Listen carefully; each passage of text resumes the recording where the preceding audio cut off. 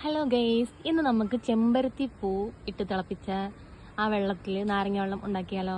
അപ്പോൾ ഞാൻ ചെമ്പരത്തി പൂ പിച്ചെടുത്തിട്ടുണ്ട്. ഒരുപാടൊന്നുമില്ല കേട്ടോ, ഒരു 6 എണ്ണം കാണും. പൂ നന്നായിട്ട് കഴുകി വൃത്തിയാക്കിയിട്ട് ഒരു പാത്രത്തിൽ 2 കപ്പ് വെള്ളം ഞാൻ എടുത്തിട്ടുണ്ട് കേട്ടോ. എന്നിട്ട് ഇതിലേക്ക് നമുക്ക് പൂ ഇട്ടിട്ട് ഇത് തിളപ്പിക്കാനായിട്ട് വെക്കാം.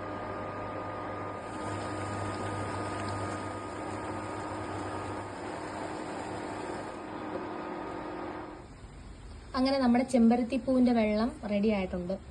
ഇതിന് നമുക്ക് ഇതിനകത്ത് കിടക്കുന്ന പൂ ആവശ്യമില്ലല്ലോ. ഈ വെള്ളം അരിച്ചെടുത്ത് നമുക്കൊരു കുപ്പിക്കകത്ത് ഒഴിച്ചു വെക്കാം. കണ്ടാ നമ്മുടെ ചെമ്പരത്തി പൂവിന്റെ വെള്ളം എന്താ നല്ലൊരു റെഡ് കളറിൽ കിട്ടിയിട്ടുണ്ട്.